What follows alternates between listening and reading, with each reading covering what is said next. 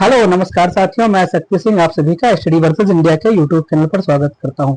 आज हम अपने बचे हुए टेस्ट के आधे भाग को कंप्लीट करेंगे। फर्स्ट भाग को हमने शुक्रवार को यानी फ्राइडे को हमने कंप्लीट कर लिया था। इसमें हमने प्रश्न 1 से लेकर प्रश्न 70 तक कर लिए थे। आज हम प्रश्न 71 से लेकर प्रश्न 140 तक करेंगे। मैं आपको फिर से बता देना चाहता हूँ कि इस टेस्ट में केवल हम जीएस सेक्शन को ही कंप्लीट करेंगे, मैथ सेक्शन को नहीं कंप्लीट करेंगे। ठीक है, तो आप सभी से मेरा अनुरोध है, कृपया आप इस टेस्ट के जो मैथ के क्वेश्चंस है उसको आप खुद सॉल्व कर लीजिएगा। उसके बाद मैं आपको सॉल्यूशन प्रोवाइड करवा दूंगा टेलीग्राम चैनल के माध्यम से। अगर आपको पहली वीडियो अच्छी लगी है तो कृपया करके इस वीडियो को और लाइक शेयर सब्सक्राइब करें। ठीक है, तो आइए शुरू करते हैं आज हम अपना आगे का पार्ट, जिसमें हम क्वेश्चन 71 से शुरू करेंगे। ठीक है, 71 से शुरू करेंगे। तो हमारा प्रश्न नंबर 71 जो है वो कह रहा सही विकल्प चुनिए। इसमें से कौन सा विकल्प है वो जो सही है। इसमें बताना है आपको, जो भी इसमें दिया है ये मैचिंग का क्वेश्चन है, तो इसमें जो है वो सुमेलित है या नहीं है। तो इसमें हमें चेक करना कि जो भी समितियां बनी हुई है ये इनके संबंध में बनाई गई थी या नहीं बनाई गई। जो कालेरकर समिति है, कालेरकर समिति वो सार्वजनिक निजी भागीदारी मॉडल के लिए बनाई गई थी। सार्वजनिक निजी भागीदारी पीपीपी मॉडल पे, जिसमें सरकार और निजी क्षेत्र दोनों मिलकर काम करते हैं। ठीक है, ऑप्शन बी है कथन एलके झा समिति जो बनाई गई थी वो अप्रत्यक्ष कर के लिए बनाई गई थी। एलके झा समिति अप्रत्यक्ष कर के लिए बनाई थी। ठीक, तो जहां हम देख सकते हैं कि अगर हमें ए और बी मिल गया है, मतलब कि इनमें से कोई एक ही सही होगा, तो अगर ए और बी सही है तो यानी कि इसमें सभी सही होंगे, यानी सी भी हमारा सही होगा। अगर आपको ये नहीं भी आता है तो भी आपको ये क्वेश्चन हो जाएगा। यानी सुखमय चक्रवर्ती जो समिति है वो मौद्रिक प्रणाली पर पुनर्विचार के लिए बनाई गई थी। मौद्रिक प्रणाली से तात्पर्य है आरबीआई समय समय पर मौद्रिक नीति तैयार करती, उस मौद्रिक नीति में जो रेट रखे जाते हैं, जो रेपो रेट होगा, रिवर्स रेपो रेट होगा, उन सारी चीजों का निर्धारण आरबीआई मौद्रिक नीति के माध्यम से करती है। तो उन्हीं मौद्रिक प्रणाली पर पुनर्विचार के लिए ये समिति बनाई गई थी। तो हमारा ऑप्शन डी इसका सही उत्तर होगा। ठीक है, अब आता है क्वेश्चन नंबर 72। जब किसी वस्तु पर सब्सिडी दी जाती है तो बाजार मूल्य लागत पर क्या प्रभाव पड़ता है। तो बाजार मूल्य लागत पर क्या प्रभाव पड़ेगा, तो ये घटेगा। मतलब हम समझा देते हैं क्यों घटेगा। मान लीजिए हम कोई चीज 100 रुपए लगा के उत्पादन करते हैं। ठीक, 100 रुपए लगा के हमने एक पेन बनाया। ठीक, और पहले हमने 100 का पेन बनाया तो हमें प्रॉफिट चाहिए, तो हम इसको बेचेंगे कितने में, 110 रुपए मान लीजिए बेच लिया। अब सरकार ने अगर इसमें 50%, मान लीजिए 50% नहीं, हम इसको 20% मान लेते हैं। 20% से सरकार ने सब्सिडी 20 रुपए सब्सिडी दे दी आपकी लागत पर सब्सिडी दे दी, तो यानी कि आपको कीमत कितनी बढ़ी, 80 हो गई। ठीक, जो आपने 100 रुपए बढ़ाए थे अभी आपकी कीमत 90 रुपए, यानी कि इसका मूल्य जो है वो घट गया। तो बाजार मूल्य लागत पर क्या प्रभाव पड़ेगा, बाजार मूल्य घटेगा। ठीक, जब भी सरकार सब्सिडी देगी तो उस चीज की वैल्यू कम हो जाएगी। वैल्यू मतलब उसके मूल्य कम हो जाएंगे, जो 100 रुपए होंगे वो 90-80 में मिल जाएंगे। ठीक है, तो ये होता है सब्सिडी का महत्व। तो हमारा ऑप्शन ए सही होगा। आगे 73 क्वेश्चन नंबर, राष्ट्रीय आय अनुमान का पहली बार सरकारी डेटा मूल्यांकन कब जारी किया गया। तो ये जारी किया गया था 1948 और 1949 में। ठीक है, स्वतंत्र भारत के लिए जब राष्ट्रीय आय का अनुमान पहली बार सरकारी डेटा मूल्यांकन में जारी किया गया वो ईयर था हमारा 1984 से 1949। ठीक है, आगे क्वेश्चन नंबर 74, गिनी गुणांक या गिनी अनुपात अर्थव्यवस्था में निम्नलिखित में से किस माप से संबंधित हो सकता है।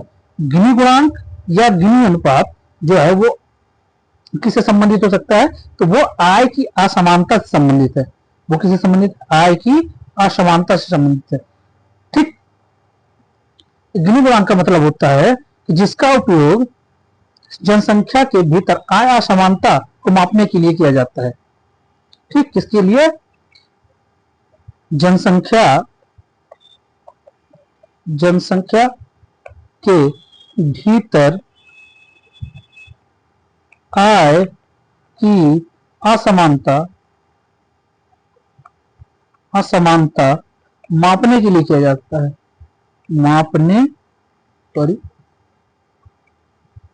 इसके लिए किया जाता है जनसंख्या के भीतर आय की असमानता मापने के लिए किया जाता है। इसको मापने के लिए मतलब कि जनसंख्या के भीतर कितनी आय हो, कितनी आय समान है, कितनी आय असामान्य है, ठीक, उसको नापने के लिए हम गिनी गुणांक या गिनी अनुपात का उपयोग करते हैं। ठीक है, ये हो गया क्वेश्चन नंबर 74। अब हम आते हैं क्वेश्चन नंबर 75 पर। निम्नलिखित में से कौन सही ढंग से सुमेलित नहीं है? आपको क्वेश्चन बहुत ही बारीकी से पढ़ना है, क्योंकि कहीं लिखा रहता है नहीं है, हम उसको नहीं पढ़ते हैं और क्वेश्चन को गलत कराते हैं। इसलिए आपको हमेशा क्वेश्चन को बहुत ही बारीकी से पढ़ना है, बहुत ही सावधानी पूर्वक। जितना आप क्वेश्चन को सावधानी पूर्वक पढ़ेंगे, आपका उत्तर उतना ही सटीक होगा। ठीक, इसमें से बताना कौन सा सुमेलित, क्या अल्फ्रेड मार्शल द्वारा सीमांत उपयोगिता सिद्धांत दिया गया, या जेएम कीन्स द्वारा ब्याज की तरलता वरीयता सिद्धांत दिया गया, कार्ल मार्क्स अधिशेष मूल्य सिद्धांत दिया, अमर्त्य सेन गरीबी का दुष्चक्र। इनमें से जो ऑप्शन डी है आपका, अमर्त्य सेन, इन्होंने ही गरीबी का दुष्चक्र दिया था। ठीक है, किसने दिया था? गरीबी का दुष्चक्र। ठीक, अमर्त्य सेन ने, इन्हें नोबेल पुरस्कार भी मिला है। और सॉरी, इन्होंने ये मिलान गलत है, सॉरी, अमृत सेन ने दिया, नहीं पता करना ना, हाँ ये देना है, इन्होंने नहीं दिया था, इसको दिया था रागर नार्कस ने, रागर नार्कस ने दिया था। गरीबी का दुष्चक्र किसने दिया था? नागर नार्कस ने दिया था। अमृत सेन जो नोबेल पुरस्कार विजेता थे, इन्होंने मानव विकास यानी ह्यूमन विकास, ह्यूमन डेवलपमेंट, एचडीआई आपने पढ़ा, ह्यूमन डेवलपमेंट इंडेक्स, इनके संदर्भ में इन्होंने दिया था। ठीक है, मानव विकास की सुंदरता, मानव विकास, स्वतंत्रता और कल्याण पर केंद्रित इन्होंने 2000 में दिया था। ठीक है, इन्हें मानव विकास सूचकांक के संदर्भ में, सूचकांक तो बाद में है, मानव विकास के संदर्भ में इन्होंने बताया था कि मानव के विकास के लिए क्या क्या चीजें जरूरी हैं, उसके संदर्भ में इन्होंने बताया था। बाकी ये सारे मिलान सुमेलित हैं। ठीक, अल्फ्रेड मार्शल ने सीमांत उपयोगिता सिद्धांत दिया, जेएम कीन्स ने ब्याज की तरलता वरीयता सिद्धांत दिया, और कार्ल मार्क्स ने अधिशेष मूल्य सिद्धांत दिया। ठीक है, ये तीनों ऑप्शन सही है। बाकी चौथा का जो था मैंने वो बता दिया आपको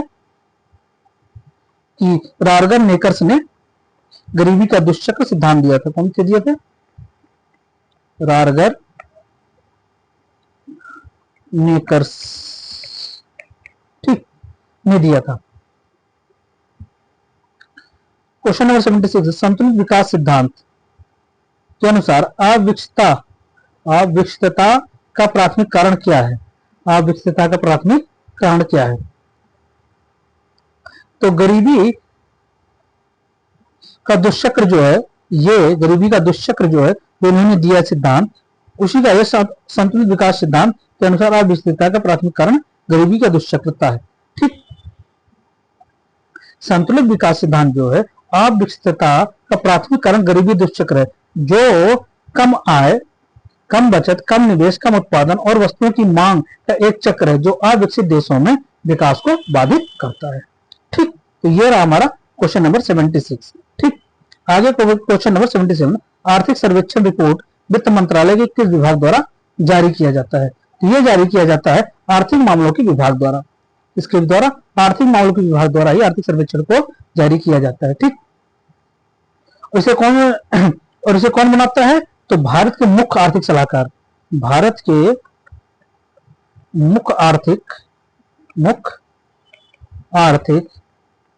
सलाहकार के देखरेख में उसको तैयार किया जाता है, और केंद्रीय बजट से ठीक पहले, जिसको हम बोलते हैं इकोनॉमिक सर्वे, वो इंग्लिश में इकोनॉमिक सर्वे बोलते हैं, वो बजट से ठीक पहले, एक दिन पहले बजट से ठीक पहले प्रस्तुत किया जाता है। ठीक है, ये रहा क्वेश्चन नंबर 77, इसको हमने बता दिया। ठीक, किसके देखरेख में बनता है और कब जारी किया जाता है? अगला क्वेश्चन है 78, भारतीय मानव विकास रिपोर्ट हर साल गांव के लिए निम्नलिखित नहीं देती है। क्या नहीं देती है? बेरोजगारी से संबंधित सूचकांक को, बेरोजगारी से संबंधित सूचकांक को नहीं देती। बाकी भारतीय मानव विकास रिपोर्ट जो है बुनियादी ढांचा और सुविधा सूचकांक को प्रस्तुत करती है, शिक्षा से संबंधित प्रस्तुत करती है और स्वास्थ्य से संबंधित सूचकांक को प्रस्तुत करती है। ठीक है, जो अभी हमने थोड़ी देर पहले बताया ऊपर वाले क्वेश्चन में, यहाँ पे ये मानव विकास सूचकांक जो अमर्त्य सेन ने दिया हुआ है, उसी का यही मानव विकास की क्षमता के लिए क्या क्या चीजें जरूरी हैं, तो भारतीय मानव विकास रिपोर्ट यानी भारतीय मानव सूचकांक जो आता है वो आता है भारतीय बुनियादी ढांचा और सुविधाएं सूचकांक। उसमें एक पॉइंट ये होता है, इसके माध्यम से मापा जाता है। उसके बाद सेकंड है शिक्षा से संबंधित सूचकांक और स्वास्थ्य से संबंधित सूचकांक। तो इन तीनों को जोड़कर इस भारतीय मानव विकास रिपोर्ट तैयार की जाती है। ठीक, पहला क्वेश्चन है हमारा 79, बैंकों को अपने नगद शेष और कुल संपत्तियों के बीच एक निश्चित अनुपात बनाए रखना होता है। इसे क्या कहते हैं? तो इसे कहते हैं हम SLR, सामूहिक तरलता अनुपात। सामूहिक तरलता एक ऐसा अनुपात होता है जो बैंकों को अपनी कुल जमा राशि का एक निश्चित प्रतिशत किसमें? नगद,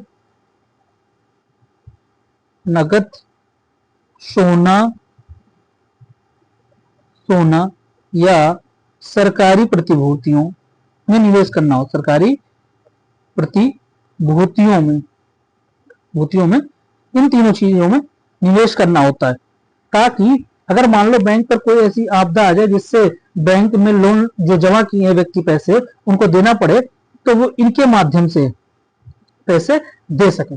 कभी कभी क्या होता है, कोई बैंक दिवालिया हो गया या फ्रॉड हो गया, तो ये पैसे यहां से दे, ताकि जनता का पैसा मारा ना जा सके। ठीक है, आगे 80 नंबर क्वेश्चन, गिफन वस्तुओं का मांग वक्र क्या है? सबसे पहले गिफन वस्तुओं का, गिफन एक वस्तु, हम बताएंगे गिफन क्या होता है। गिफन वस्तुओं का मांग वक्र जो है वो ऊपर की ओर झुका हुआ होता है। मतलब कि समान वस्तुओं के विपरीत जो गिफन वस्तुओं का मांग वक्र है वो ऊपर की ओर हो झुका था, मतलब कीमत बढ़ने पर इसकी मांग में वृद्धि होती है। अगर कीमत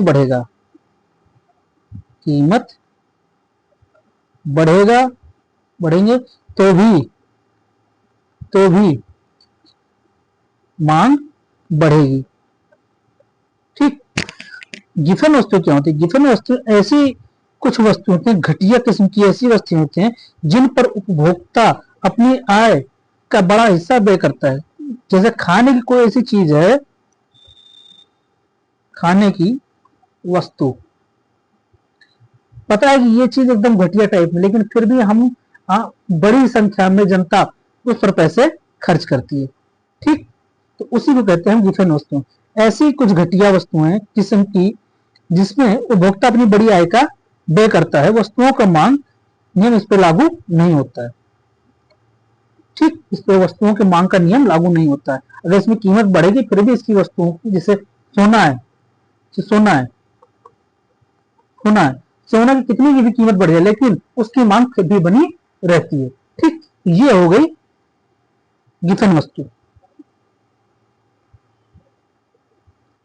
अगला क्वेश्चन है हमारा 81,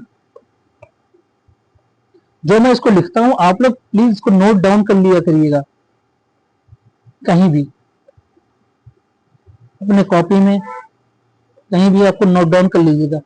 ठीक, आगे क्वेश्चन नंबर 81, पृथ्वी के आंतरिक भाग में उच्च ताप एवं दाब के कारण कौन सी चट्टानों का निर्माण होता है? जाहिर सी बात है, अगर पृथ्वी के अंदर उच्च ताप और उच्च दाब है तो इससे कौन सा चट्टान? कायांतरित चट्टान, क्योंकि इसमें बार बार चट्टाने गलेंगी पिघलेंगी, उसके बाद वो बार बार बदलेगी। और कायांतरित मतलब होता है अगर कोई चट्टान है, ये मान ली चट्टान है, तो ये घिस कर पहले चट्टान बने, सब घिस घिस के दूसरी चट्टान, अब इसका भी रूपांतरण हो जाए तो उसको बोलते हैं कायांतरित या रूपांतरित चट्टान। तो जब पृथ्वी के अंदर उच्च ताप और दाब बार बार कोई चट्टान पिघलेगी और बार बार उसका स्वरूप बदलता है, जितनी बार स्वरूप बदलेगा उसको एकांतरित चट्टान हम कहते हैं। ठीक, तो ऑप्शन डी हमारा सही आंसर है। वर्ष भर 30 डिग्री से 35 डिग्री उत्तरी और दक्षिणी अक्षांशों के बीच रहने वाली हवाओं को क्या कहा जाता है? क्या कहा जाता है उसको? उसको पश्चिमी हवाएं कहते हैं। उसको हम क्या कहते हैं? पश्चिमी हवाएं कहते हैं। 30 डिग्री और 35 डिग्री उत्तरी अक्षांश या दक्षिणी अक्षांश पर रहने वाली हवाओं को हम पश्चिमी हवाएं कहते हैं। ठीक, पश्चिमी हवाओं की विशेषता है, जैसे ये पश्चिम से पूरब की ओर बहती हैं, पूरब की ओर बहती हैं। ठीक, दोनों गोलार्धों में मौजूद होती हैं। मौसम के पैटर्न में महत्वपूर्ण भूमिका निभाती हैं, क्योंकि खासकर मध्य अक्षांशों और पश्चिम से पूरब की ओर चक्रवात और प्रतिचक्रवातों को लाने के लिए जिम्मेदार होती हैं। पश्चिम से पूरब की ओर चक्रवात और प्रतिचक्रवात को लाने के लिए पश्चिमी हवाएं या पछुआ हवाएं की जिम्मेदार होती है। ठीक, आगे क्वेश्चन नंबर 83। तो इसमें हिमालय की सबसे पूर्वी चोटी कौन सी है? तो हिमालय जब हम यहाँ से ये नेपाल हो जाता है, फिर हम ऐसे आते हैं, ये हमारा अरुणाचल प्रदेश हो जाता है, ये हम यहाँ आके ये हमारा होता है पूर्वी चोटी। हिमालय की पूर्वी चोटी यहाँ पे होगी। तो सबसे ऊंची चोटी है नामचा बरवा, यहाँ जो हिमाचल प्रदेश में पड़ती है, नामचा बरवा। नामचा बरवा हिमालय की सबसे पूर्वी चोटी है, जो तिब्बत और अरुणाचल प्रदेश की सीमा पर स्थित है। अरुणाचल प्रदेश और तिब्बत की सीमा पर स्थित है। ठीक, ब्रह्मपुत्र जो नदी है, ब्रह्मपुत्र नदी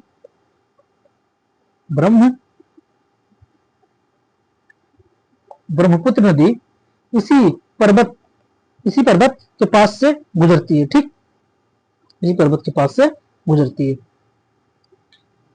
आगे क्वेश्चन नंबर 84। नीलगिरी और अन्नामलाई पहाड़ियों के बीच स्थित दर्रा कौन सा है? तो वो कौन सा? ये दक्षिण में पाए जाने वाले दोनों पर्वत पहाड़ियां हैं। दक्षिण में पाए जाने तीनों पहाड़ियां हैं।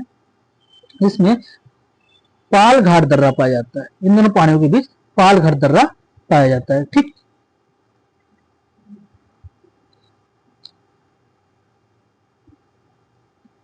पालघाट दर्रे के बारे में अगर हम कुछ देखें तो ये केरल और तमिलनाडु के बीच स्थित है। केरल और तमिलनाडु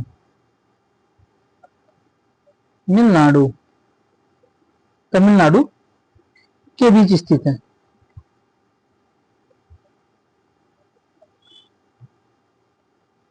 तमिलनाडु के बीच स्थित है। ठीक, ये रहा हमारा क्वेश्चन नंबर 84। इसका ऑप्शन हो जाएगा D, Palghat. Question number 85। Question number 85 ये क्या कहता है? निम्नलिखित में से कृषि पद्धतियों का सही क्रम कौन सा है? कृषि पद्धतियों का सही क्रम कौन सा है? तो सबसे पहले अगर आपने किसी ने भी खेती की हो तो सबसे पहले हो जाता है कि हम मिट्टी को तैयार करें।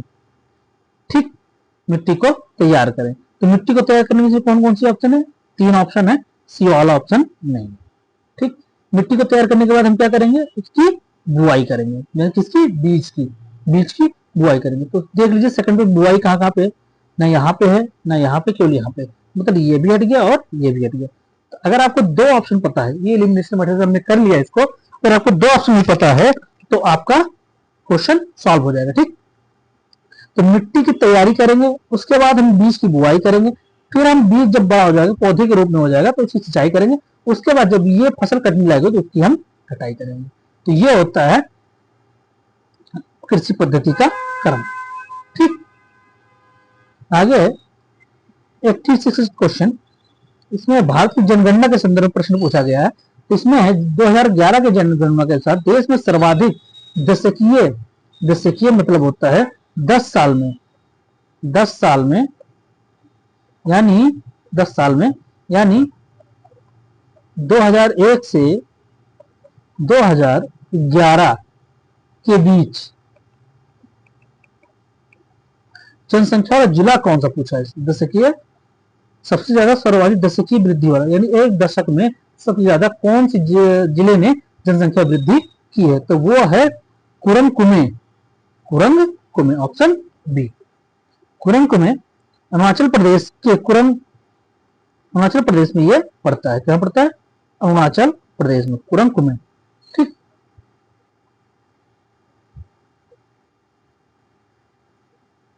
और इसका जो वृद्धि दर है 2001 से 2011 में, तो वो 111.01%। कितना है? 111.01% है ये इसकी जनसंख्या वृद्धि दर। ठीक, जैसे कि ये जनसंख्या वृद्धि दर जिला कौन सा है? कुमरेंग है, कुरंगकेम है, सॉरी कुरंगकेम है। उसकी वृद्धि दर 111.01% है, जो अरुणाचल प्रदेश के एक जिले में पड़ता है। ठीक, अरुणाचल प्रदेश राज्य में एक जिला है। अगला क्वेश्चन है 87। तो इसमें पूछा गया है निम्नलिखित में से भारत का कौन भारत विश्व स्तर पर स्वीकृत राष्ट्रीय हॉटस्पॉट नहीं है? इनमें से कौन सा हॉटस्पॉट जो है भारत का वो राष्ट्रीय विश्व स्तर पर स्वीकृत नहीं है? ठीक, तो पूर्वी हिमालय हमारा जो विश्व स्तर पर राष्ट्रीय हॉटस्पॉट है, ये भी नहीं होगा। ठीक, भारत में 3 हॉटस्पॉट पाए जाते हैं, सॉरी 4 हॉटस्पॉट पाए जाते हैं। एक है पूर्वी हिमालय, एक है भारत बर्मा क्षेत्र, जिसको हम पूर्वोत्तर भारत कहते हैं। ठीक, तीसरा होगा सुंडालैंड और चौथा होगा पश्चिमी घाट। तो इसमें जो भारत राष्ट्रीय हॉटस्पॉट इनको हम लिख देते हैं एक क्रम में। पहला है पूर्वी हिमालय, पूर्वी हिमालय, पूर्वी हिमालय। तो पूर्वी हिमालय में जो है वो भूटान, पूर्वोत्तर भारत और तिब्बत के दक्षिणी भाग आते हैं। दूसरा आएगा हमारा भारत बर्मा क्षेत्र, भारत बर्मा यानी म्यांमार का क्षेत्र। अभी हम आपको हॉटस्पॉट क्षेत्र बताते हैं क्या होता है। पहले इसका क्षेत्र भारत में कितने हैं? 4 है। तीसरा है सुंडालैंड, सुंडालैंड ये कहां पे पड़ता है? तो ये ग्रेट निकोबार द्वीप में पड़ता है। निकोबार द्वीप में, निकोबार द्वीप में पाए जाते हैं। ठीक है, आगे पश्चिमी घाट और श्रीलंका। चौथा है पश्चिमी घाट प्लस श्रीलंका, श्रीलंका। ठीक, तो इसमें आप जानेंगे दक्षिणी पश्चिमी भारत और श्रीलंका के कुछ हिस्से, दक्षिणी पश्चिमी भारत और श्रीलंका के कुछ क्षेत्र शामिल होते हैं। ठीक, जो हॉट स्पॉट होता है ये इंटरनेशनल अंतरराष्ट्रीय द्वारा यानी कंजर्वेशन, जिन्हें कंजर्वेशन इंटरनेशनल जैसे अंतरराष्ट्रीय संगठन द्वारा मान्यता प्राप्त होते हैं। ये ऐसे क्षेत्र होते हैं जो उच्च प्रजातीय समृद्धि और स्थानिकता को दर्शाते हैं। मतलब वहां ज्यादा विविधता होगी, वहां ज्यादा प्रजातियां पाई जाएंगी। ठीक, ऐसी चीजें जहां होंगी वो होते हैं हॉटस्पॉट। तो भारत के पूर्वी हिमालय, पश्चिमी हिमालय, सुंडालैंड और पश्चिमी घाट प्लस श्रीलंका के कुछ क्षेत्र आते हैं। ठीक, जहां पर जैव विविधता बहुत ज्यादा है। अगला क्वेश्चन है हमारा 88। निम्नलिखित में से कौन सा सर्वाधिक स्थिर पारिस्थितिकीय तंत्र है? कौन सा सर्वाधिक स्थिर पारिस्थितिकीय तंत्र है? ठीक, इनमें से आप खुद बताइए वन क्या स्थिर पारिस्थितिकीय तंत्र है? वनों को काट दिया जाता है तो ये नहीं होगा। रेगिस्तान पारिस्थितिकीय तंत्र क्या स्थिर है? नहीं, क्योंकि हवाएं चलती हैं तो हमेशा रेत उड़कर दूसरी जगह जाया करते हैं। एक तो वहां पे पेड़ पौधे भी कम पाए जिससे कि रेत को रोक सके, इसलिए वहां पे और क्या कहते हैं जो खारा खिसकता हुआ चला जाता है। समुद्री पारिस्थितिकीय तंत्र, हाँ समुद्र ही अस्थायी पारिस्थितिकीय तंत्र है, क्योंकि समुद्र का जल के नीचे जो स्थिर पारिस्थितिकीय तंत्र है वो अस्थायी रूप से एक ही जगह विद्यमान है, उनका इधर उधर जाना नहीं होता। ठीक, घास के मैदान पारिस्थितिकीय तंत्र ये भी घटते बढ़ते रहते हैं, क्योंकि इसको यहाँ पे खेती की जा सकती है और चीजें यहाँ पे की जा सकती है, विकास किया जा सकता है, इसलिए इनका स्थिरता इसमें इनमें नहीं होती है, इनमें स्थिरता नहीं होती है। ठीक है, तो ऑप्शन इसमें सी सही हो जाएगा, समुद्री पारिस्थितिकीय तंत्र जो स्थिरता के संदर्भ में सर्वाधिक है। स्थिरता से तात्पर्य क्या है आपको ये भी समझा दें। स्थिरता से तात्पर्य है जीवों के बीच संतुलन बना रहे, गड़बड़ी से उभरना। अगर मान लीजिए कोई अब चीज गड़बड़ हो गई, या जैसे समुद्र में तेल फैल गया तो वहां कुछ जीवों की मृत्यु हो जाती है, परंतु उसको फिर से रिकवर कर लिया जाता अन्य जीवों के द्वारा। समय के साथ खुद को बनाए रखना, जैसे समय बदले उसके साथ खुद को डेवलप भी करना, ये होता है स्थिर रहने का। ठीक है, आगे 89 क्वेश्चन नंबर, इसमें हम लगाएंगे इलिमिनेशन मेथड। इसमें क्वेश्चन है सौरमंडल संबंधी निम्नलिखित कथनों पर विचार करना है। तो अब पहले में देखते हैं उपरोक्त में से कौन सा कथन सही है। आप लोग हमेशा ध्यान रखिएगा, क्वेश्चन को बहुत ही बारीकी से पढ़ना है, उसमें देखना सही पूछ रहा नहीं पूछ रहा, मैचिंग पूछ रहा, क्या चीज पूछ। जैसे मैंने एक क्वेश्चन में गलत कर दिया था, जो गरीबी अमृत चैनल, उसमें हमने लगा कि हमें कि ये पूछ रहा कौन सा सही है, तो हमने वो लगा दिया था। ठीक, ऐसे आपको गलती नहीं करनी है। पहला ऑप्शन है सप्तऋषि बिग बियर तारामंडल का एक हिस्सा है। सप्तऋषि बिग बियर, सप्तऋषि बिग बियर से मतलब है कि उत्तरी आकाश में 7 चमकीले तारों को संदर्भित करता है, 7 चमकीले के तारों को संदर्भित करता है। ठीक, बिग बियर को ओसरा मेजर भी कहा जाता है। ठीक है, आगे क्षुद्र मंडल बेल्ट मंगल, क्षुद्र ग्रह बेल्ट मंगल और पृथ्वी की कक्षाओं के बीच स्थित है। क्षुद्र ग्रह जो है वो मंगल, क्षुद्र ग्रह बेल्ट जो है वो मंगल और पृथ्वी की कक्षाओं के बीच स्थित है। अभी देखेंगे सबसे बड़ा क्षुद्र ग्रह सीरीस है, सीरीस है। तो इसमें जो तीसरा ऑप्शन है, ये क्षुद्र ग्रह बेल्ट मंगल और पृथ्वी की कक्षाओं के बीच स्थित है, तो ये मंगल और पृथ्वी के, मंगल और बृहस्पति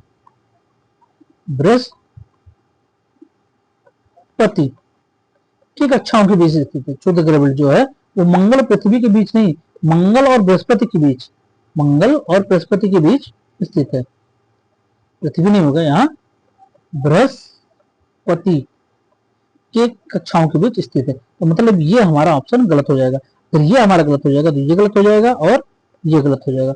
हमें देखना है कि क्या चौथा सही है गलत है, तो चौथा भी सही। सबसे बड़ा क्षुद्र ग्रह सीरीस ही है, सीरीस ही है। हम इसको बौने ग्रह के रूप में भी जानते हैं। बौने, इतना आकार इसका बड़ा है कि ये एक ग्रह के रूप में भी इसको वर्गीकृत किया गया, बौने ग्रह के रूप में वर्गीकृत किया गया है। ठीक, यानी कि ऑप्शन 4 भी सही है, तो हमारा ऑप्शन डी सही होगा। मतलब सप्तऋषि बिग बियर तारामंडल का एक हिस्सा है। हाँ, बिग बियर को दूसरा मेजर भी कहते हैं। ठीक, और सबसे बड़ा क्षुद्र ग्रह सीरीस भी है, तो यानी ऑप्शन डी सही होगा। क्वेश्चन नंबर 90, बैगा जनजाति मुख्यतः निम्नलिखित में किस राज्य में पाई जाती है? तो ये पाई जाती है मध्य प्रदेश में, मध्य प्रदेश में पाई जाती है। ठीक, बैगा जनजाति को हम पांडा भी कहते हैं, पांडा भी कहते हैं, इसको नोट डाउन कर लीजिएगा। क्वेश्चन नंबर 91, भूमध्य रेखा निम्नलिखित में से किस देश से होकर गुजरती है? तो भूमध्य रेखा जो है वो कई देशों को होकर गुजरती है, जो अलग अलग द्वीपों देशों में है। ठीक, तो ये जो है मालदीव, गैबान और ब्राजील, मालदीव, गैबान और ब्राजील। मालदीव जो है वो एशिया में पड़ता है और गैबान अफ्रीका में पड़ता है। ब्राजील जो है वो साउथ अमेरिका महाद्वीप में पड़ता है। ठीक, भूमध्य, इसको याद आप कर लीजिएगा कि भूमध्य रेखा किन किन देशों के मध्य, किन किन महाद्वीपों और किन महासागरों के मध्य से होकर गुजरता है। इसको आप कहीं भी, क्योंकि ये किसी न किसी प्रतियोगी परीक्षा में पूछा जाता है हर बार, तो जितने भी कर्क रेखा, मकर रेखा, विषुवत रेखा है, इन सभी को आप नोट डाउन कर लीजिए। किन महासागर से, किन झील, जहां जहां से गुजरते हैं उनको नोट डाउन आप कर लीजिएगा। ठीक है, क्वेश्चन नंबर 92 है। क्वेश्चन नंबर 92, नामीब रेगिस्तान कहां पर है? नामीब वो अफ्रीका में है, नामीब रेगिस्तान और अफ्रीका में है। ठीक, जो नामीबिया देश में है। नामीबिया पे ही नामीब कर दिया गया, नामीबिया देश में पाया जाता है। 93 प्रश्न नंबर है, सुमेलित करना है हमें सुमेलित करना है। तो एंडीज पर्वत कहां पाया जाता है? तो एंडीज पर्वत पाया जाता है दक्षिण अमेरिका में। अब आप देख लीजिए ए का चौथा, तो एक में 4 4 कहां पे है? तो यहाँ पे है और यहाँ पे, तो मतलब ये कट जाएगा और ये कट जाएगा, तो हमारे दो ऑप्शन एलिमिनेट हो गए, बचे 2 ऑप्शन। हमें देखना है लास्ट में एक और डी का पहला होता है या दूसरा। तो अल्पेशियन पर्वत कहां पाया जाता है? तो अल्पेशियन पर्वत पाया जाता है वो उत्तरी अमेरिका में पाया जाता है। कहां पाया जाता है? उत्तरी अमेरिका। मतलब डी का 2, तो डी का 2 यहाँ पे है, यहाँ पे नहीं, तो मतलब हमारा ऑप्शन सी से हो जाएगा। क्योंकि अगर हम दूसरे पे जाते तो यहाँ 3 3 था, तो फिर हमें तीसरा देखना पड़ता, इसलिए हमने ऑप्शन डी पे जाके एक सही कर लिया और हमें 2 को ढूंढने से बचना पड़ा। कभी कभी आपको अगर ऐसी चीजें लगे तो आप ऐसे प्रैक्टिस भी कर सकते हो। हम इसीलिए चीज को सिखा रहे हैं आपको। टेस्ट कराने का मतलब होता है आपको सिखाना कि टेस्ट कैसे सॉल्व करने। पढ़ता तो हर कोई, उसको सॉल्व कैसे करना होता है। बहुत सारे क्वेश्चन होते हैं जो हमें नहीं आते, फिर भी हमें वो करने पड़ते हैं। कुछ क्वेश्चन ऐसे होंगे जिसमें हमें 2 ऑप्शन पता होंगे, 2 नहीं पता होगा, किसी में 3 नहीं पता होगा, 1 पता होगा, तो हमें कैसे उसको सॉल्व करना है वो चीजें हम आपको इस टेस्ट के माध्यम से सिखाने का प्रयास करेंगे।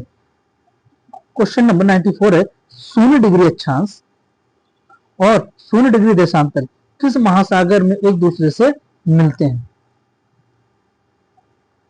तो ये जो क्वेश्चन होते हैं ये सारे फैक्ट्स होते हैं, तो आपको याद करने पड़ेंगे। तो ये मिलते हैं हमारे अटलांटिक महासागर, मतलब ऑप्शन ए इसका सही उत्तर है। वह बिंदु जहां 0 डिग्री अक्षांश और 0 डिग्री देशांतर एक दूसरे को काटते हैं उसे नल आइलैंड भी कहते हैं। उसको नल आइलैंड नल आइलैंड नल आइलैंड भी कहते हैं।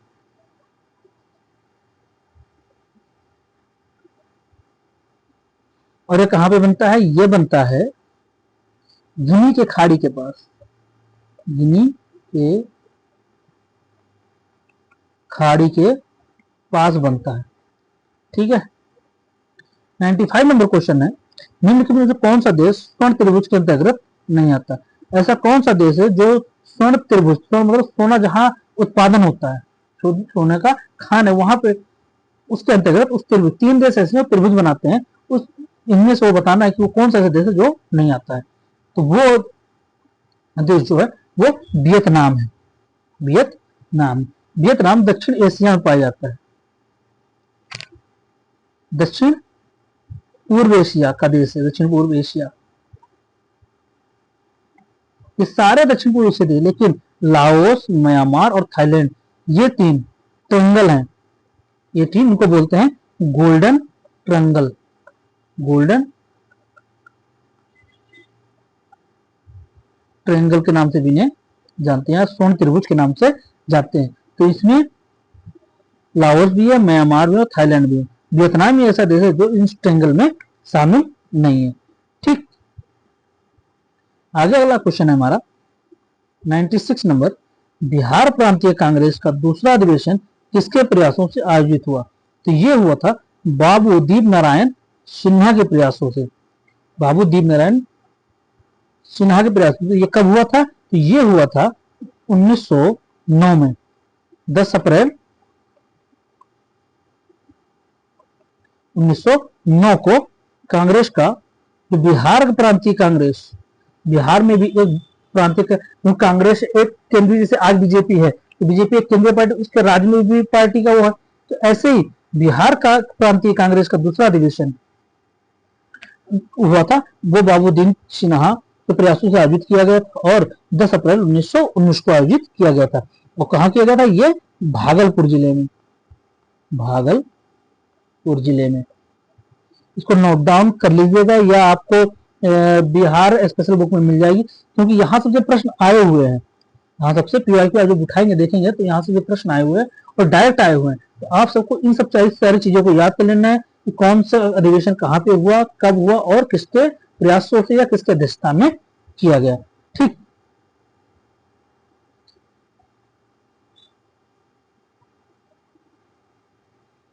अगला क्वेश्चन है 97, कर्नाट वंश के शासक में कर्नाट कुलभूषण की उपाधि धारण की थी। ऐसा कौन सा शासक था कन्नाट वंश का जिसने कन्नाड कुलभूषण की उपाधि धारण की थी? तो वो थे नान्य देव। नान्य देव,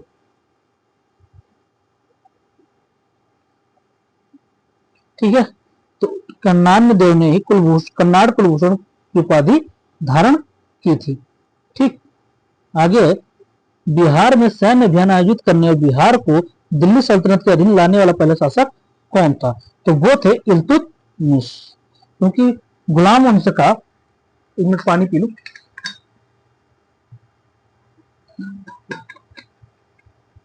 गुलाम वंश का जो वास्तविक संस्थापक था वो इल्तुतमिश था। इल्तुतमिश ने बिहार में सैन्य अभियान के माध्यम से बिहार को दिल्ली सल्तनत में शामिल करने वाला शासक बना। आगे बाज बहादुर जो 1607 में बंगाल का गवर्नर बना को कुल खान की उपाधि किसने दी? तो इनको कुल खान की उपाधि जो है वो जहांगीर ने दी थी। वो जहांगीर ने दी थी। 1607 में गवर्नर बना, मतलब इनको जहांगीर ने 1607 में बंगाल का गवर्नर बनाया और कुल खान की उपाधि भी प्रदान की। आगे 100 नंबर क्वेश्चन, 40 क्वेश्चन और बचे हुए हैं। मांझी प्रथा निम्नलिखित में से किस विद्रोह से संबंधित है? तो मांझी प्रथा वो संथाल विद्रोह से संबंधित विद्रोह है। मांझी प्रणाली का संबंध 1855 और 56 के संथाल विद्रोह से माना जाता है। ठीक, मांझी प्रणाली जो आदिवासी समाज में मांझी गांव का एक मुखिया होता था जो स्थानीय शासन और विवादों को सुलझाने के लिए जिम्मेदार था। ठीक है, तो मांझी प्रथा मतलब होता है, मांझी जो गांव का मुखिया होता था, मांझी गांव का मुखिया होता था, वो गांव के शासन व्यवस्था को चलाने के लिए जिम्मेदार होता था। ठीक, तो मांझी प्रथा विद्रोह किससे है? वो संथाल विद्रोह से। इसको हमेशा याद कर लीजिएगा।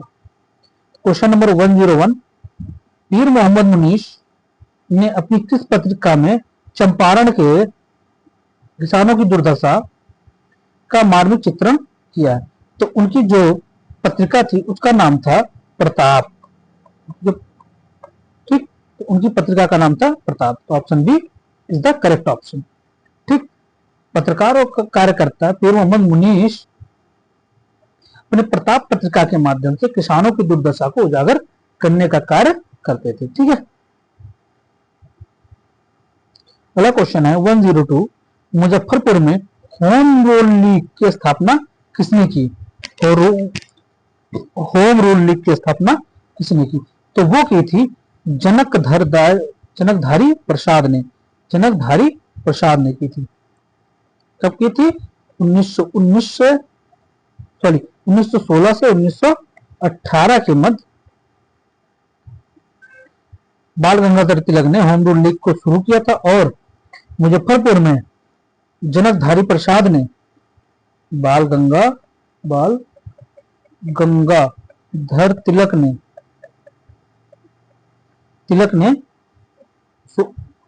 1916 से 1918 में होम रूल लीग की स्थापना शुरू की और उनसे प्रेरित होकर मुजफ्फरपुर में जनकधारी प्रसाद ने होम रूल लीग की स्थापना की थी। कहां पे? बिहार में, मुजफ्फरपुर में। ठीक, आगे भारत छोड़ो आंदोलन के दौरान झंडा फहराते समय पुलिस की गोली से फुलेना प्रसाद श्रीवास्तव की मृत्यु कहां पर हुई? तो जब भारत छोड़ो आंदोलन चल रहा था 1942 में, तो सिवान में फुलेना प्रसाद श्रीवास्तव को गोली लगी जिससे उनकी मृत्यु हो गई। तो 103 का option C is the correct option. ठीक, 104, क्वेश्चन नंबर 104, बिहार में एस्बेस्टस एक खनिज है, एक खनिज है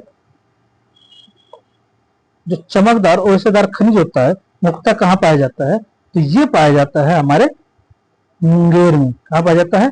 मुंगेर में। ठीक, तो एस्बेस्टस खनिज जो है वो उसका भंडार कहां पे है? वो मुंगेर में। ठीक,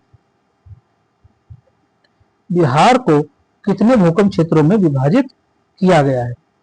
तो बिहार को 3 भूकंप क्षेत्रों में विभाजित किया गया है। ठीक है,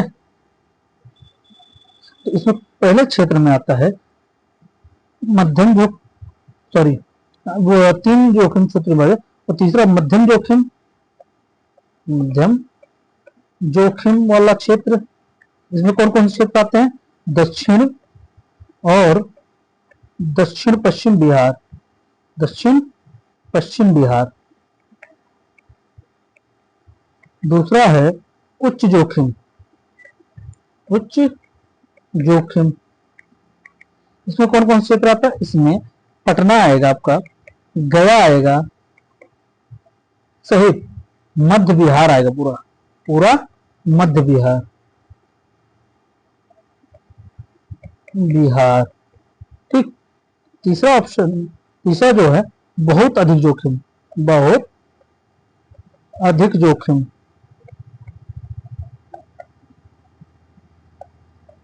इसमें कौन कौन से आएगा? उत्तरी बिहार जो नेपाल का क्षेत्र भी होगा, उत्तरी बिहार नेपाल का, नेपाल सीमा के क्षेत्र कौन कौन से आएंगे? जिसमें सीतामढ़ी होगा, आपका मधुबनी होगा, सुपौल होगा, अररिया होगा, अररिया होगा। ठीक है। आगे क्वेश्चन नंबर 106, बिहार के किस क्षेत्र में धारवाड़ चट्टानें पाई जाती हैं? कहां पे पाई जाती है धारवाड़ चट्टानें? तो वो पाई जाती हैं आपके दक्षिण पूर्व में। धारवाड़ की चट्टान भारत की सबसे पुरानी चट्टान होती है, जो रूपांतरित और औषधि चट्टानों से मिलकर बनी होती है। ठीक। यह बिहार में दक्षिण पूर्व क्षेत्र में पाई जाती है, खासकर जिसमें जुमई, मुंगेर, बांका, देवघर, इन सभी क्षेत्रों में ये धारवाड़ चट्टानें पाई जाती हैं। क्वेश्चन नंबर 107 जो है वो पंचायती राज संस्थाओं में महिलाओं के 50% आरक्षण को देने वाला भारत का कौन सा राज्य बना है? तो वो है बिहार। बिहार ने 2006 में पंचायती राज व्यवस्था के माध्यम से, पंचायती राज व्यवस्था में 50% आरक्षण महिलाओं के लिए लागू किया था। ठीक है। आगे 108, संविधान सभा में बिहार के कितने सदस्य शामिल थे? तो बिहार के कुल 36 सदस्य शामिल थे इसमें संविधान सभा, संविधान निर्माण में बिहार 36 शामिल थे। कुछ नाम हम आपको बता देते, जिसमें आपके डॉक्टर राजेंद्र प्रसाद हैं, विश किशोर प्रसाद है, अनुग्रह नारायण है, अब्दुल बारी है, जगजीवन राम है, केटी शाह है। ठीक। तो आप कुछ प्रमुख व्यक्तियों के नाम याद कर लीजिएगा, संविधान सभा में शामिल थे।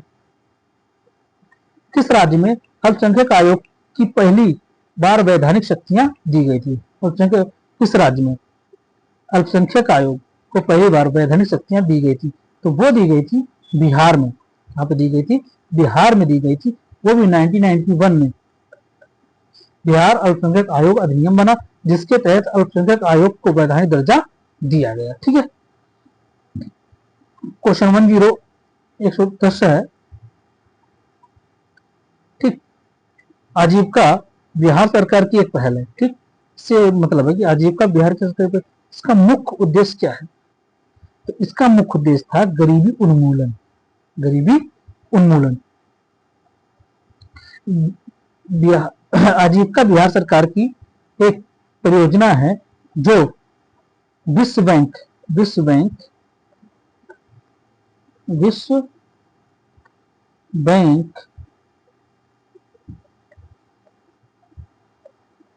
जो विश्व बैंक के समर्थन से 2006-07 में चालू किया गया था। ठीक है। बिहार सरकार और विश्व बैंक के समर्थन से चालू किया गया था। इसका मुख्य उद्देश्य जो था वो गरीबी के बीच अस्थायी आजीविका को बढ़ावा देना और ग्रामीण गरीबी को कम करना था। ठीक। वो कैसे होगी? वो कौशल विकास से होगी, बाजार संपर्क से होगी, आजीविका की विविधीकरण करने से होगी। ठीक। जिससे रोजगार होगा और लोग अपनी आजीविका को बढ़ाएंगे। ठीक।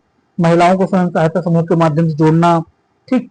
ये सारी चीजें आजीविका के अंतर्गत की गई थी। पहला क्वेश्चन है 111 यानी 111, निम्नलिखित कथन में सत्य कथन का चयन कीजिए। मतलब हमें सत्य कथन बताना इसमें से। अब हम इसमें मेथड भी लगा सकते हैं। तो पहला, विश्व धरोहर समिति के 47वें सत्र का आयोजन पेरिस में हुआ। ठीक, कहाँ हुआ? ये पेरिस में हुआ। अभी हम देखेंगे हुआ कि नहीं हुआ।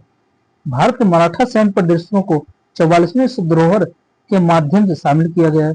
जो अभी भारत के सैन्य मराठा जो प्रदेश हैं उनको विश्व धरोहर स्थल में शामिल किया गया। इसमें कुल 11 मराठा सैन्य प्रदेश शामिल है। तो हमें ये देखना है इसमें से कौन सा सही है। तो कथन एक जो है, विश्व धरोहर समिति 47 सत्र का आयोजन पेरिस में सम्मेलन हुआ। ठीक, ये सही है।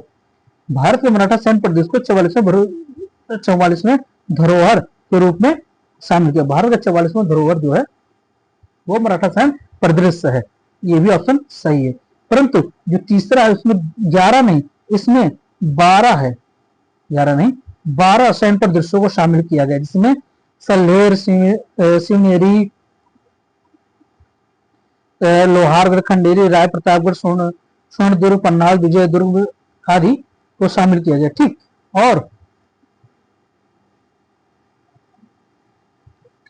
ठीक है, ये रहा हमारा ऑप्शन ए, इसका करेक्ट ऑप्शन।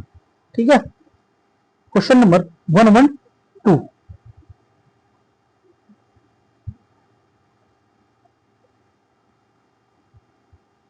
ठीक, और जो 12वां था वो तमिलनाडु का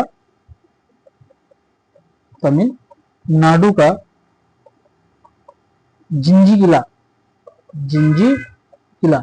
11 तो महाराष्ट्र से लिए गए थे और एक तमिलनाडु से लिए गए थे। तो कुल 44वें धरोहर के अंतर्गत 12 सैन्य प्रदेशों को शामिल किया गया था, जिसमें से 11 महाराष्ट्र में और एक तमिलनाडु में। ठीक, तो ये क्वेश्चन मोस्ट इंपॉर्टेंट है आपके यूपीएससी और बीपीएससी के एग्जाम के तहत, जिसमें आपको ये क्वेश्चन देखने को मिल जाएगा। तो आप इसको बहुत अच्छे से पढ़ लीजिएगा कि इसमें कितने सैन्य प्रदेशों को शामिल किया गया। तो महाराष्ट्र और तमिलनाडु के, जिसमें से 11 महाराष्ट्र के और एक तमिलनाडु। तमिलनाडु को कौन सा है? जिंजी कला। महाराष्ट्र वाले आप 11 आप आराम से याद कर लीजिएगा, आपको करंट की बुक में या हम जो आपको सोल्यूशन प्रोवाइड करेंगे उसमें आपको मिल जाएगा। ठीक है, 112वां क्वेश्चन है कि 11वें भारत मक्का शिखर सम्मेलन का आयोजन कहाँ पे हुआ? तो उसका शिखर सम्मेलन आयोजन नई दिल्ली में हुआ। कब हुआ था? 7 जुलाई 2025 को कृषि मंत्री शिवराज सिंह चौहान ने 11वें भारत शिखर सम्मेलन का उद्घाटन किया। इसका जो आयोजन हुआ है वो फिक्की और मक्का शिखर सम्मेलन मक्का अनुसंधान संस्थान के माध्यम से हुआ। भारतीय मक्का मतलब मक्का मदीना वाला नहीं, मक्का मतलब भुट्टा अनुसंधान संस्थान, दोनों के प्रयासों से मक्का शिखर सम्मेलन, भारत मक्का शिखर सम्मेलन आयोजित हुआ। ठीक है, कब हुआ था? 7 जुलाई 2025 को केंद्रीय कृषि मंत्री शिवराज सिंह चौहान ने भारत शिखर सम्मेलन का उद्घाटन किया। और इसमें कौन कौन सी संस्थाएं हैं? फिक्की और भारतीय मक्का अनुसंधान संस्थान के प्रयासों के माध्यम से भारत मक्का शिखर सम्मेलन का आयोजन किया गया था। उद्घाटन कौन किया? शिवराज सिंह चौहान में, नई दिल्ली, 7 जुलाई 2025 को। क्वेश्चन नंबर 113 है, टाइम 100 क्रिएट्स लिस्ट 2025 में शामिल होने पहले भारतीय कौन बने? तो वो थे प्राजक्ता कोली। प्राजक्ता कोली ठीक, शामिल होने यानी पहले भारतीय बन गई हैं। उन्हें डिजिटल दुनिया में मोस्टली सेन के नाम से भी जाना जाता है। किसको जाना? मोस्टली सेन के नाम से भी जाना जाता है। किसको? प्राजक्ता कोली को। ठीक, पहला क्वेश्चन है क्वेश्चन नंबर 114, सार्वजनिक वितरण प्रणाली यानी पीडीएस में राशन वितरण के लिए आधार आधारित फेस आइडेंटिफिकेशन शुरू करने वाले देश का पहला राज्य कौन बना था? तो वो था हिमाचल प्रदेश। हिमाचल प्रदेश देश का पहला राज्य बना जिसने सार्वजनिक वितरण प्रणाली पीडीएस में राशन वितरण के लिए आधार आधारित फेस आइडेंटिफिकेशन को शुरुआत की, यानी फेस यूथ का शुरुआत की। क्वेश्चन आपसे ये देगा, फेस यूथ क्या है? फेस यूथ क्या है? तो आपको बताना पड़ेगा। ये पीडीएस यानी राशन वितरण के लिए फेस आधारित एक आर्टिफिशियल आइडेंटिफिकेशन है। ठीक है, फेस आधारित आइडेंटिफिकेशन है। ठीक है, और किसने लागू किया? पहले हिमाचल प्रदेश ने।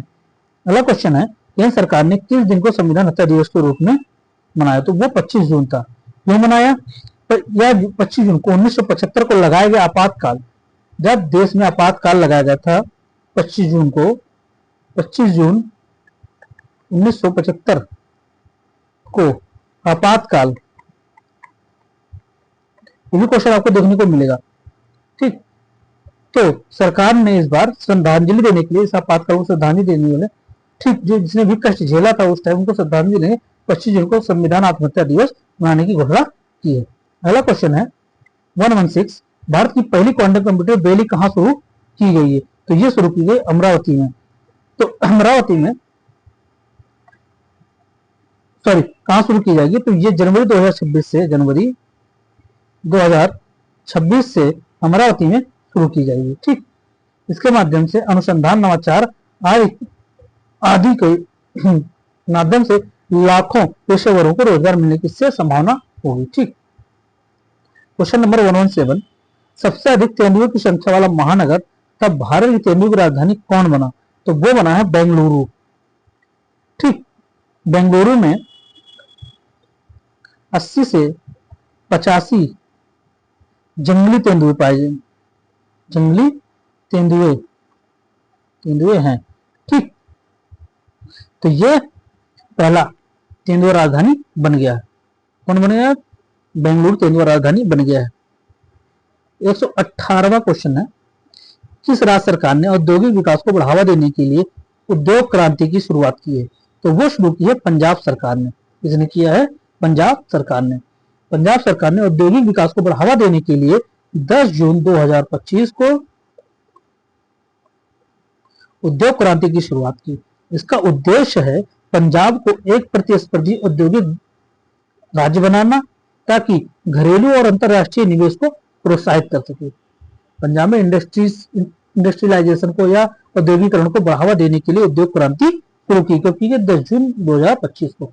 ठीक, अगला क्वेश्चन है 119 नंबर, केंद्रीय पर्यटन मंत्रालय ने किस राज्य में भारत का पहला पानी के नीचे संग्रहालय, ये याद कर लीजिए, इंपॉर्टेंट क्वेश्चन है ये, और कृत्रिम चट्टान विकसित करने की घोषणा की है? तो वो की है महाराष्ट्र सरकार ने। महाराष्ट्र सरकार के केंद्रीय पर्यटन मंत्रालय ने सिंधुदुर्ग पर, सिंधुदुर्ग तट पर सेवा मुक्त युद्धपोत INS गुलदार के इर्द गिर्द भारत का पहला पानी के नीचे संग्रहालय कृत्रिम चट्टान विकसित करने की घोषणा की है। ठीक, इसका निर्माण कौन करेगा? इसका निर्माण करेगा महाराष्ट्र पर्यटन विभाग, महाराष्ट्र पर्यटन विकास निगम इसके विकास के लिए उत्तरदायी है। ठीक, तो केंद्रीय पर्यटन मंत्रालय ने महाराष्ट्र सरकार के साथ मिलकर महाराष्ट्र में सिंधुदुर्ग जो तट है, सिंधुदुर्ग तट पे जो INS गुलदार है, उस INS गुलदार रिटायर हो चुका है, वो एक युद्धपोत था भारत का, जो रिटायर हो चुका, उसके आसपास पानी का पहला संग्रहालय खोलेगा और कृत्रिम चट्टान का भी निर्माण करेगा। तो उसके लिए ECG कौन करेगा? वो करेगा महाराष्ट्र पर्यटन विकास निगम। ठीक, अगला क्वेश्चन हमारा है, कहीं भी अगर आपको टेस्ट सीरीज में दिक्कत आए कि सर हमें इस चीज में दिक्कत आ रही, आप उसको कमेंट में कर लीजिएगा, हम अगले वीडियो में उसको सुधार करेंगे। ठीक, 120 क्वेश्चन नंबर 120 में है, हाल ही में खबरों में रहे बगलियार बांध किस नदी पर स्थित है? तो ये चेनाब नदी पर स्थित बांध है। ऑप्शन डी, चेनाब नदी। बगलियार बांध चेनाब नदी पर स्थित है। जम्मू कश्मीर, जम्मू कश्मीर के रामबन जिले में स्थित एक महत्वपूर्ण जल विद्युत परियोजना है। ठीक है, बांध भी है और इस पे जम्मू कश्मीर रामबन जिले में स्थित महत्वपूर्ण जल विद्युत परियोजना भी बनाई गई है। मुख्य चुनाव आयुक्त ज्ञानेश कुमार के नेतृत्व में निर्वाचन आयोग ने निम्न में से कौन से सुधार प्रस्तावित किए हैं? तो उन्होंने किया है, मृत्यु पंजीकरण डेटा का इलेक्ट्रॉनिकरण करेंगे, ठीक। अब जैसे इसमें पैतृक संपत्ति से मतदाता पहचान, तो पैतृक संपत्ति से करने जाएंगे तो बहुत टाइम लग जाएगा, क्या चीजें सब कुछ, तो ये चीजें ऑप्शन में नहीं हो सकती। तो यानी अगर हमारा दूसरा खत्म हो गया, यहाँ खत्म हो जाएगा और यहाँ खत्म हो जाएगा, बचेगा 1 4। ठीक, अब हम तीसरा देखें, अगर हमारा तीसरा तो हमें आगे पढ़ने की जरूरत नहीं पड़ेगी। संशोधित मतदाता सूचना पर्ची, हाँ ये भी ऑप्शन इनका सही है। संशोधित मतदाता पर्ची को उसकी शुरुआत करेंगे। बीएलओ के लिए मानकीकृत फोटो पहचान पत्र को भी शुरू करेंगे। ठीक, सुधार इन्होंने इन तीनों के रूप में किया। तो option C is the correct option, 1 3 4। अगला क्वेश्चन है हमारा 112, तो महिला संवाद अभियान किस राज्य द्वारा प्रारंभ किया गया है? तो ये किया गया बिहार सरकार द्वारा। जो मोस्ट इंपॉर्टेंट क्वेश्चन है तो नोट डाउन कर लीजिएगा और याद कर लीजिएगा, ये बीपीएससी में जरूर पूछा जाएगा। महिला संवाद अभियान किस राज्य द्वारा प्रारंभ किया गया? तो वो बिहार राज्य द्वारा प्रारंभ किया गया है। ठीक, इसका लक्ष्य जो है 60 दिनों में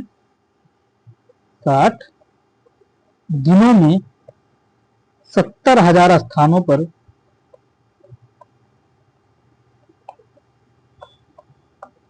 2 करोड़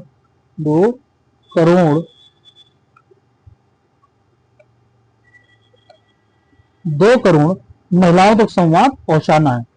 60 दिनों में 70,000 स्थानों पर 2 करोड़ महिलाओं को संवाद स्थान पहुंचाना है। ठीक, अगला है ऑपरेशन सिंदूर का ब्यौरा 7 मई 2025 को प्रदान करने वाले विदेश सचिव का क्या नाम था?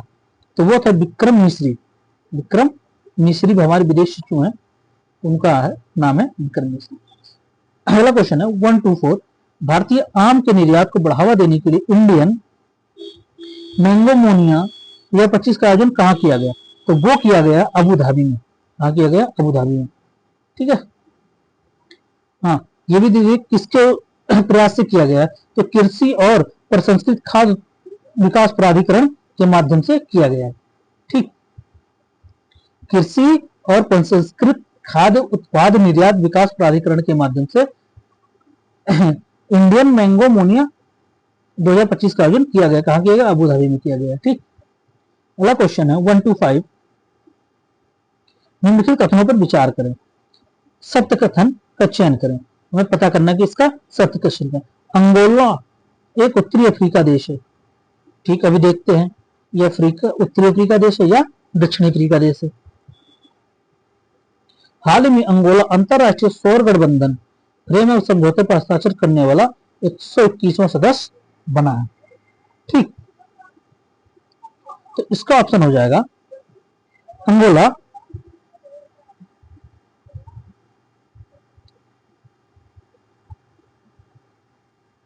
तो जो इसका ये 121वां नहीं है, ये 123वां सदस्य है। 123वां सदस्य है। ठीक, और ये उत्तरी अफ्रीका का नहीं, ये दक्षिणी अफ्रीका का देश है। ठीक, दक्षिणी अफ्रीका का देश है, ये दक्षिणी अफ्रीका का एक देश है। ठीक, तो इसके हिसाब से हमारा ऑप्शन ये भी गलत है और ये भी गलत, यानी ना तो 1 ना तो 2। ठीक, नोट डाउन कर लीजिएगा, 123वां सदस्य है और ये दक्षिण अफ्रीका का देश है बोला। ठीक है, जो अफ्रीका महाद्वीप में दक्षिण अफ्रीका का देश है। ठीक है, 126, सीपरी रिपोर्ट 2025 के अनुसार सर्वाधिक सैन्य खर्च करने वाले देश में भारत का स्थान कितना है? तो भारत का स्थान 5वां है। भारत का स्थान 5वां है। पहला स्थान यूएसए का है, उसके बाद चीन है, फिर रूस है, फिर जर्मनी है। भारत 5वें स्थान पर 86.1 बिलियन डॉलर खर्च करता है। ठीक, अगला क्वेश्चन है हमारा 127, 2025 में जारी poverty and equity brief report PEB के संबंध में लिखित कथनों पर विचार कीजिए। अब कथन कौन सा पूछ रहा हमारे में? ये असत्य कथन का चयन करने के लिए बोल रहा है। इसमें कौन सा कथन असत्य है? तो इसमें जो है पहले हम पढ़ लेते हैं, फिर बताते हैं कौन सा कथन असत्य है। तो यह रिपोर्ट विश्व बैंक डब्ल्यूटीओ द्वारा जारी की जाती है। ठीक है, अभी देखते हैं ये किसके द्वारा जारी की जाती है। इसके अनुसार भारत में गरीबी रेखा से नीचे जीवन यापन करने वाले 16.2% लोग से घटकर 2.3% रह गए। यानी 2011-12 में 16.2% थे और 2022-23 में 2.3% रह गए। ठीक, लगभग 17 करोड़ लोगों को अत्यधिक गरीबी से बाहर निकाला गया है। तो ये जो रिपोर्ट जारी करता है डब्ल्यूटीओ ने जारी करता है। डब्ल्यूटीओ का काम है दो देशों के बीच व्यापार के संदर्भ में हुए विवाद को सुलझाना है। इसको जारी करता है वर्ल्ड बैंक यानी डब्ल्यूबी वर्ल्ड बैंक यानी विश्व बैंक द्वारा पीईबी रिपोर्ट जारी किया जाता है। बाकी दोनों ऑप्शन इसके सही है। ठीक, तो हमसे क्या पूछा गया? असत्य कथन पूछा गया, तो सत्य कथन मतलब option is the correct option. ठीक, 128 नंबर क्वेश्चन है, भारत सरकार ने विमानन क्षेत्र में ग्राउंड हैंडलिंग करने वाली सिलेबी कंपनी पर प्रतिबंध लगाया, वह कंपनी किस देश की है? तो वह कंपनी जो है वह तुर्की है। कहाँ की है? तुर्की की है। ठीक, अगला क्वेश्चन है 129, भारत के पहले संविधान संग्रहालय का उद्घाटन कहाँ किया गया? तो ये किया गया है सोनीपत में, सोनीपत में किया गया है। ठीक, तो किसने किया है? तो ओम बिरला साहब ने किया है। ओम बिरला कौन है? लोकसभा के अध्यक्ष हैं। ठीक, कब किए हैं? 23 नवंबर 2024 को। ठीक है, ये रहा हमारा क्वेश्चन। अगला है 130 महोत्सव त्योहार के बारे में पूछा गया कि कौन सा मिलान सही है। ठीक है, तो अंबुबाची जो मेला है वो कहाँ का है? अंबुबाची मेला गुवाहाटी आसाम का है। अच्छा, इसमें गलत पूछा, सॉरी, इसमें देखिए लिखा है कि गलत मिलान का चयन, सही मिलान का नहीं, गलत मिलान। तो अंबुबाची मेला गुवाहाटी आसाम का है, तो ये सही है, ये नहीं होगा हमारा ऑप्शन। ठीक, खीर भवानी उत्सव जो है, खीर भवानी उत्सव ये कहाँ का है? ये जम्मू कश्मीर का है, तो ये भी नहीं होगा। खुबानी फूल उत्सव जो है ये लद्दाख का है, ये लद्दाख का है, ये उत्तराखंड का नहीं है। ठीक, खुबानी फूल महोत्सव लद्दाख का है, ये उत्तराखंड का नहीं है।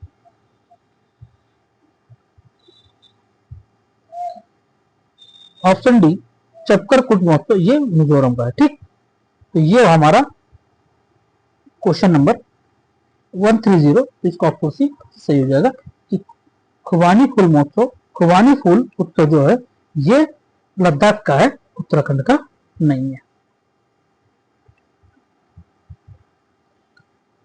अगला प्रश्न है, केंद्रीय बजट 2025-26 में पेश करते समय कोट किए गए कोटेशन कोई देश केवल उसकी मिट्टी से नहीं बल्कि देश के उन लोगों से है, किसका है ये कोटेशन? तो ये कोटेशन है गुर्जा जादा अप्पा राव, ये एक प्रसिद्ध लेखक थे। ठीक, दक्षिण के, ये तेलुगु कवि थे गुर्जा, उनकी कथन है, इसको बजट में इस बार बजट में इस बार लिया गया कोर्ट को। ठीक है, अगला क्वेश्चन है, ये समय कम होने की वजह से हम ज्यादा चीज को डिस्क्राइब नहीं कर सकते, जितनी जरूरत की चीजें उतने हम आपसे कर दे रहे हैं। केंद्रीय बजट 2025-26 में विकसित भारत के लिए 6 व्यापक सिद्धांत प्रस्तुत किए गए, निम्नलिखित में से कौन सा सिद्धांत इसमें शामिल नहीं है? इसमें कौन सा सिद्धांत शामिल नहीं है? इसमें 100% अच्छे स्तर की स्नातकीय शिक्षा। सरकार कभी ये दावा नहीं कर सकती कि हम 100% आपको अच्छी गुणवत्तापूर्ण शिक्षा देंगे, क्योंकि अगर नहीं मिलती है तो आप उसके खिलाफ केस कर सकते हैं, क्योंकि ये बजट में दिया हुआ है, तो आप जाकर सरकार के खिलाफ केस भी कर सकते हैं। इसलिए सरकार ने ऐसी चीजें नहीं की है। गरीबी से मुक्ति का वादा किया है। ठीक, 100% कुशल कामगार के साथ सार्थक रोजगार की वादा किया गया। आर्थिक गतिविधियों में 70% महिलाओं के योगदान के लिए। ठीक, तो ऑप्शन बी हमारा जो है वही जो गलत ऑप्शन है।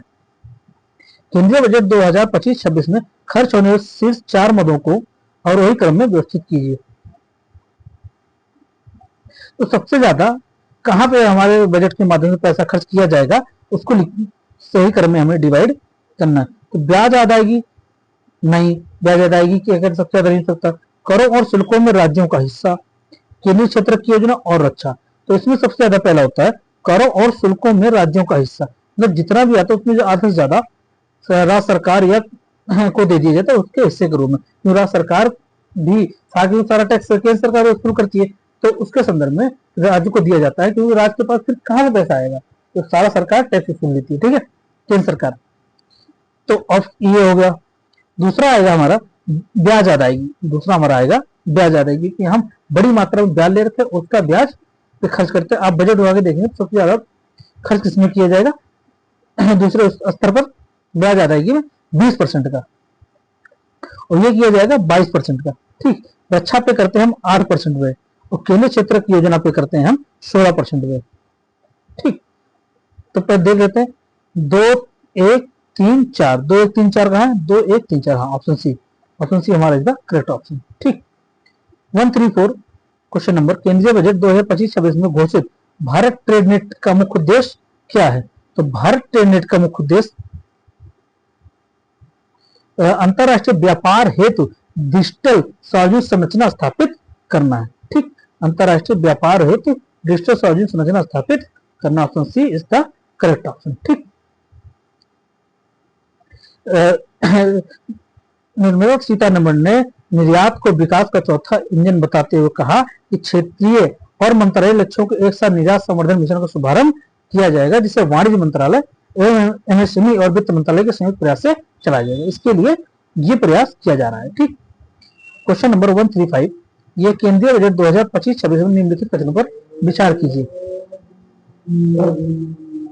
तो इसमें पूछा क्या है, कूट सत्य कथन का चयन कीजिए, सत्य कथन का चयन कीजिए। तो नई कर व्यवस्था के अंतर्गत वेतनभोगी करदाताओं के लिए आयकर छूट की सीमा 12,75 रुपए होगी, ठीक। अभी देख रहे थे कौन सही है, 24 लाख रुपए से अधिक की आय पर 30% का आयकर देना होगा। इस बार बजट में 12 लाख रुपए तक की आय पर कोई आयकर नहीं देना होगा, मतलब कि यह ऑप्शन सही है। नई कर व्यवस्था वेतनभोगी करदाताओं के लिए आयकर की छूट सीमा 12.75 लाख रुपए होगी, ठीक, यह ऑप्शन सही है। अगला ऑप्शन है अगला जो कथन हमारा 2, 24 लाख रुपए से अधिक की आय पर 30% का आयकर देना होगा। तो पहले हमारे 0 से 4 तक 0 है, तो 4 से 8 लाख तक का 5% है, 8 से 12 लाख 10% है, 12 से 6 लाख 16 लाख का 15% है, 16 से 20 लाख पर 20% है, और 20 से 24 लाख पर 25% है, और 24 लाख से अधिक पर 30%, यानी कि दोनों ऑप्शन हमारे सही है, ठीक। क्वेश्चन नंबर 136, आर्थिक सर्वेक्षण 2024-25 के अनुसार वित्तीय वर्ष 2024-25-26 में आयोजित जीडीपी का अपेक्षित जीडीपी का कितना प्रतिशत है। मतलब आर्थिक सर्वेक्षण 2024 के अनुसार वित्तीय वर्ष वित्तीय वर्ष 2024 और 25 सॉरी 2025 और 26 में अपेक्षित जीडीपी वृद्धि दर कितना किया गया है, तो वो किया गया है 6.3 से 6.8, 6.3 से 6.8, ठीक है। 2025-26 में आर्थिक सर्वेक्षण इकोनॉमिक सर्वे के अनुसार 2024-25 के अनुसार वित्तीय वर्ष 2023-24 हमारा जो हम इस साल बजट जो है उस सत्र का पेश होता है, जैसे बजट 2025 में पेश किया जाएगा, तो बजट हमेशा 2025 और 26 के लिए पेश किया जाएगा, और जो आर्थिक सर्वेक्षण पेश होता है तो वो होता है एक साल पीछे का, यानी 2024 से 2025। तो अभी जो बजट पेश आर्थिक सर्वेक्षण पेश हुआ है तो वो 2024 और 25 का हुआ है, क्योंकि आर्थिक सर्वेक्षण पिछले एक साल का खाका होता है कि सरकार ने क्या क्या काम किया और उसके फलस्वरूप क्या परिणाम अगले वर्ष मिलने वाले हैं। तो उसी अनुमान के आधार पर बताया गया है कि इस बार जीडीपी 6.3% से 6.8% तक रहने का अनुमान है, ठीक। क्वेश्चन नंबर 137, आर्थिक सर्वेक्षण 2024-25 के अनुसार असत्य कथन पर चयन करें। तो इसमें वैश्विक सेवा निर्यात में भारत का 7वां स्थान है, ठीक। असत्य कथन इसमें चुनना है, ठीक, तो ये सही है, 7वां स्थान है भारत का। सीमेंट उत्पादन में भारत का 3रा स्थान है, सीमेंट उत्पादन में भारत का 3रा स्थान है, ठीक। निर्माण सेवा में भारत का 8वां स्थान है, ये भी सही है। वस्त्र और प्रधान निर्यात में भारत का 6वां स्थान है। असत कथन का हमें चयन करना है। ये मिस्टेक हो गया होगा, ये सभी सही है, केवल मतलब हमें सत्य का संकल्प चयन करना है, ये सभी सही है, ये सातवां नहीं है वैष्णव निवाद में, सॉरी हाँ ये असत्य कथन है, करेक्शन कर लीजिएगा, असत्य कथन नहीं है। ठीक, ये हमारा सही है, सातवां स्थान वैश्विक निर्यात में भारत का सातवां स्थान नोट डाउन कर लीजिए, इस पॉइंट को नोट डाउन कर लीजिएगा, भारत का वैश्विक सेवा निर्यात में सातवां स्थान है, निर्माण सेवाओं में भारत का स्थान 8वां है, और वस्त्र परिधान में भारत का स्थान 6वां, परंतु सीमेंट के उत्पादन में ये दूसरे स्थान पर है, तीसरे स्थान पर नहीं है। ठीक, तो इसका कर लीजिएगा। अगला क्वेश्चन है 138, आर्थिक सर्वेक्षण 2024-25 के अनुसार निम्नलिखित कथनों पर विचार कीजिए। ठीक, वित्तीय वर्ष 2020-21 में वित्तीय वर्ष 2023-24 में राजकोषीय घाटा जीडीपी के कितने प्रतिशत के अनुसार लगातार कमी आई? राजकोषीय घाटे में लगातार कमी आई, मतलब 2020-21 से लेकर 2023-24 तक राजकोषीय घाटे में लगातार कमी आई है। ठीक, ये देख लेंगे सही कि नहीं। वित्तीय वर्ष 2020-21 से वित्तीय वर्ष 2023-24 में पूंजीगत व्यय में लगातार वृद्धि हुई है, तो दोनों ऑप्शन गलत है, दोनों ऑप्शन गलत है। तो इसमें कमी नहीं आई बल्कि इसमें वृद्धि हुई है। ठीक, राजकोषीय घाटे में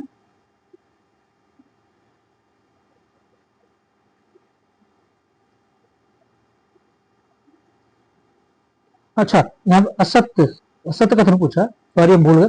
हाँ ये सही है, लगातार वृद्धि हुई, कमी हुई है, वृद्धि नहीं है कमी हुई है, ये लगातार कम हुआ है। इसको नोट डाउन कर लीजिएगा कि लगातार 2020 से लेकर 2024 तक, ठीक, आर्थिक सर्वेक्षण 2024-25 के अनुसार वित्तीय वर्ष 2020-21 से लेकर वित्तीय वर्ष 2023-24 तक राजकोषीय घाटे में लगातार कमी आई है, और वित्तीय वर्ष 2020-21 से वित्तीय वर्ष 2023-24 में पूंजीगत व्यय जीडीपी के अनुसार लगातार वृद्धि हुई है। ठीक, तो यानी कि ऑप्शन दोनों, ना तो एक ना तो दो, असत्य, मतलब दोनों कथन सही हैं, और ये हमसे पूछकर असत्य, इसमें कौन सा कथन असत्य है। ठीक है, तो यानी कि हमारा एक ऑप्शन डी सही होगा।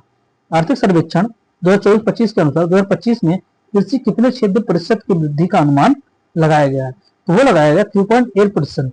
ठीक, तो ये आर्थिक सर्वे जो इकोनॉमिक सर्वे है वो कहता है कि जो 2025 का वर्ष है इसमें कृषि क्षेत्र में 3.8% की वृद्धि होने का अनुमान है। अगला क्वेश्चन है, नेक्स्ट लास्ट क्वेश्चन हमारा इस सेशन का, वो है भारत की स्थापित उत्पादन क्षमता को घटते क्रम में व्यवस्थित कीजिए। तो सब अगर देखें हम इसमें, तो कोयला जो है उसके सीमित भंडार पाए जाएंगे, तो पहला ये ऑप्शन हो जाएगा। ठीक, उसके बाद सौर ऊर्जा में सीमित मात्रा में मिल सकती है, कहीं जैसे जहां जैसा क्षेत्र वैसे सौर ऊर्जा प्राप्त होती है, तो दूसरा ये हो जाएगा। तीसरा हाइड्रो, ठीक, हाइड्रो जो है ये ज्यादा मात्रा में, अब आ जाएगा चौथा, क्योंकि ये ज्यादा मात्रा में पाया जाएगा हाइड्रोजन।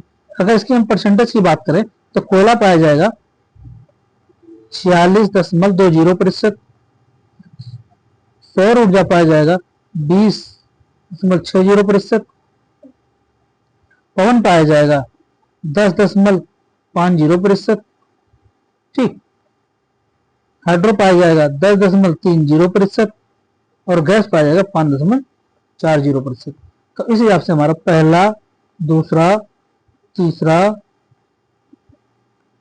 चौथा और पांचवा, तो मतलब 1 2 4 3 5, 1 2 4 3 5, ये ऑप्शन सी हमारा करेक्ट ऑप्शन हो जाएगा। ठीक है, तो आप इसको नोट डाउन कर लीजिएगा, जो प्रश्न इकोनॉमिक सर्वे और बजट से हैं उनको आप पॉइंट वाइज नोट कर लीजिएगा, क्योंकि यहाँ से डायरेक्ट प्रश्न बनते हैं, इसलिए आप लोगों से रिक्वेस्ट है कि इसको नोट डाउन कर लीजिए और बार बार इसको रिवीजन कर लीजिएगा। ठीक है, धन्यवाद। आपसे आशा है कि वीडियो को लाइक शेयर और सब्सक्राइब करें। ठीक है।